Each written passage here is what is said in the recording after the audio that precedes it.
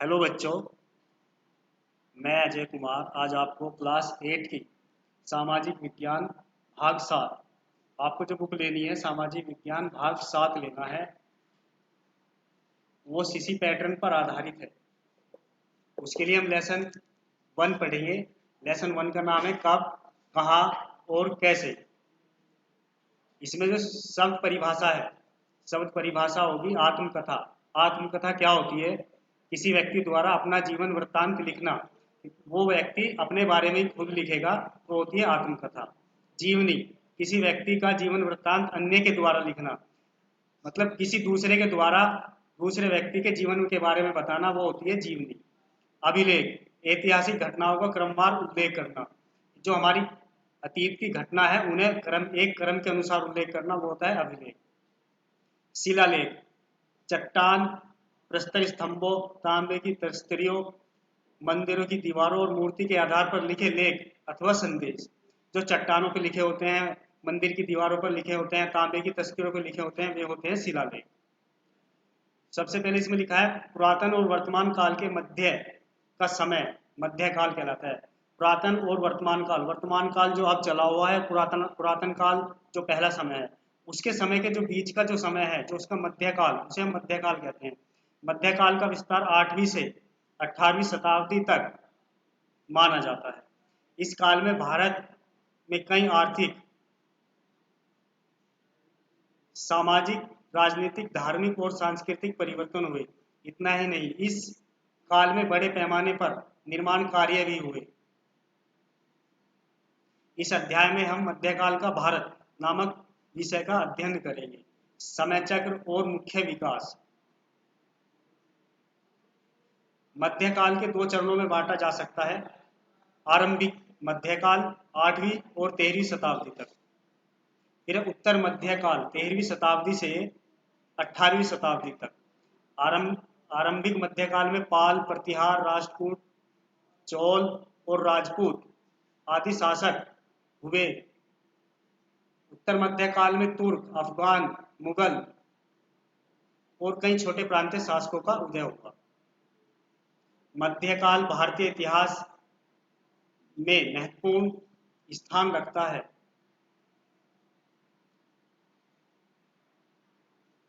भारत में मुगलों के आगमन से संयुक्त संस्कृति का विकास हुआ। देश के उत्तर से लेकर दक्षिण तक हिंदू और मुस्लिम परस्पर एक दूसरे से प्रभावित रहे। इससे संस्कृति आदान प्रदान और क्षेत्र जाति अंतरता से अलग कई संस्कृति का विकास हुआ।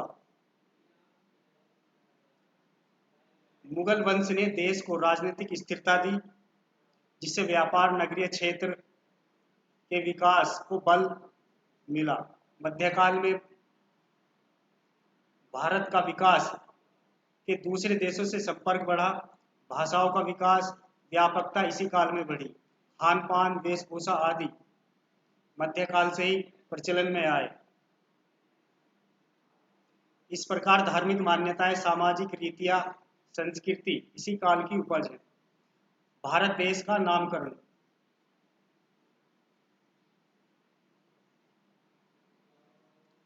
भारत के ऐतिहासिक अभिलेख कई भाषाओं में मिलते हैं। इन भाषाओं में भी समय के साथ साथ बहुत बदलाव आया है। उदाहरण के तौर पर मध्य युग की फारसी आधुनिक फारसी भाषा से भिन्न है। भारत के ऐतिहासिक अभिलेख कई भाषाओं में मिलते हैं। बच्चों, हमने अभिलेख के बारे में पढ़ा है। जो किसी मंदिर की दीवारों पर लिखा हो, तस्तरी पे लिखा हो, पत्थर की दीवारों पर लिखा हो, वो अभिलेख होता है। भारत के अभिलेख कई भाषाओं में मिले हैं। उदाहरण के तौर पर मध्य युग में फारसी और आधुनिक फारसी में भिन्न है। दोनों भाषाएं अलग अलग हैं। यह भिन्नता सिर्फ व्याकरण और शब्द भंडार से ही नहीं आई है, बल्कि समय के साथ शब्दों के अर्थों में बदलाव से आया है। भारत, इंडिया शब्द की ऐतिहासिक जड़ें बहुत गहरी हैं। आर्यों ने सिंधु घाटी प्रवेश पर अधिकार करके उसे सप्त सैंधव, 7 नदियों का देश नाम दिया था। आर्यों ने अपनी प्रभु संपदा को क्रम से गंगा, यमुना, दोआब की ओर विस्तृत करते हुए उसे ब्रह्मऋषि देश नाम दिया। कालांतर में हिमालय तथा विंध्य पर्वतों के मध्य स्थित संपूर्ण प्रदेश को आर्यव्रत कहा गया। जो कालांतर, जो पहला समय बीत चुका है, हिमालय और विंध्य पर्वतों के मध्य जो स्थित संपूर्ण देश को आर्यव्रत कहा गया था।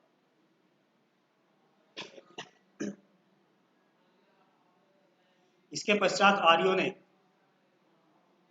दक्षिण की ओर अपना प्रभुत्व स्थापित किया, जिसे दक्षिणापथ कहा गया। पुराणों में वैदिक सभ्यता तथा संस्कृति को भूमि को भारत कहा गया। वहीं मार्कंडेय पुराण तथा वायु पुराण के अनुसार ऋषभ के पुत्र भरत के नाम पर भारत पड़ा। ऐसी मान्यता है कि सब सैंधव प्रदेश में आर्यों के 5 समुदाय भरत, त्रिशु, अनु, द्रहु और यदि निवास करते थे, जिनमें से प्रथम समुदाय ने देश के एक बड़े भाग पर नियंत्रण कर लिया था, इसलिए देश का नाम भारत वर्ष पड़ा। तो इसमें हमें यह बताया गया है कि भारत का नाम, भारत, हमारे देश का नाम भारत कैसे बना। सबसे पहले जो उसे आर्यव्रत कहा गया, फिर दक्षिण में उन्होंने अपना विस्तार कर लिया, फिर उसे दक्षिणापथ कहा गया। पुराणों में वैदिक और संस्कृति की भूमि को भारत कहा गया। फिर कहीं कहीं मान्यता है कि ऋषभ के पुत्र भरत के नाम पर हमारे देश का नाम भारत पड़ा।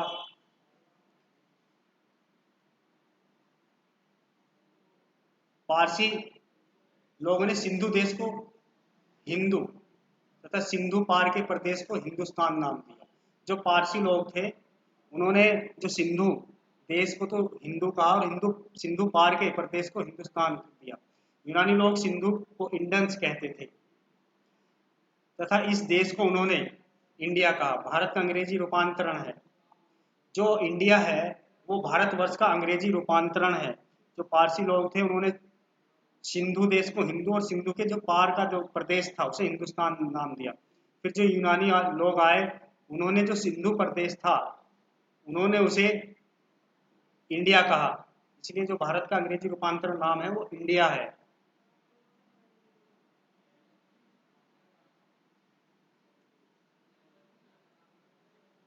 मध्यकाल के स्रोत।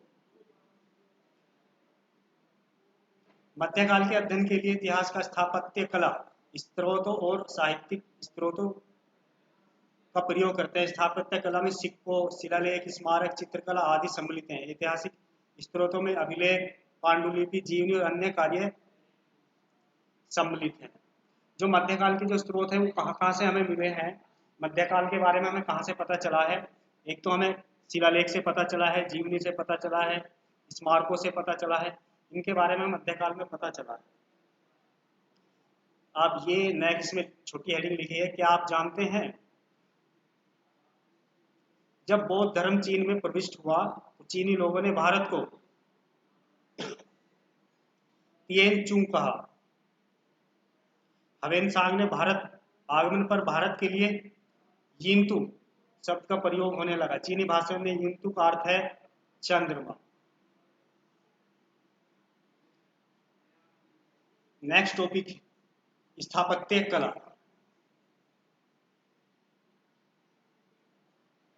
इस काल के गुंबद, किले, मस्जिद, मंदिरों से बहुत सी जानकारी उपलब्ध होती है। तंजावुर का बृहदेश्वर मंदिर, माउंट आबू के जैन मंदिर, ताजमहल, लाल किला मध्यकाल की स्थापत्य कला के अति विशिष्ट उदाहरण है। जो स्मारक है, जो हमारे मध्यकाल में जो स्मारक मिले हैं, वो जो है गुंबद है, किले हैं, मस्जिद हैं, मंदिरों में बहुत सी जानकारी उपलब्ध होती है। तंजावुर का बृहदेश्वर मंदिर, माउंट आबू के जैन मंदिर, ताजमहल, लाल किला आदि स्थापत्य मध्यकाल की स्थापत्य कला के कुछ अति विशिष्ट उदाहरण हैं। शिलालेख। शिलालेख चट्टानों, प्रस्तर स्तंभों, तांबे की तस्तरियों, मंदिर की दीवारों और मूर्ति के आधार पर लिखे लेख अथवा संदेश होते हैं। जो शिलालेख होते हैं वो या तो मंदिर की दीवारों पर लिखे होते हैं, चट्टानों पर लिखे होते हैं, तांबे की तस्वीरों पर लिखे होते हैं, उन्हें शिलालेख कहते हैं। जो उस काल के इतिहास की व्याख्या करते हैं, जो उस काल के बारे में जो हुई घटना है, सामाजिक घटना, आर्थिक घटना, राजनीतिक घटना, सभी घटनाओं के बारे में उसमें वे शिलालेख हमें बताते हैं कि उस काल में क्या होगा। इन शिलालेखों द्वारा हम राज्य की प्रकृति और विस्तार के साथ साथ वहाँ किसी शासक, शासन, कला और स्थापत्य कला के विकास को जान सकते हैं। शिलालेखों पर अंकित जानकारी से उस काल के लोगों की सामाजिक और आर्थिक दशा का भी पता चलता है। कुछ शिलालेखों पर शासकों की उपलब्धि, राजवंश की वंशावली भी चित्रित होती है। जानकारी के लिए लाल किले के शिलालेख बहुत उपयोगी सिद्ध हुए हैं। जो लाल किले के जो शिलालेख हैं वो बहुत इतिहास को जानने में बहुत ज़्यादा सिद्ध हुए हैं। तो ये अगला टॉपिक है चित्रकला, इसको हम कल पढ़ेंगे।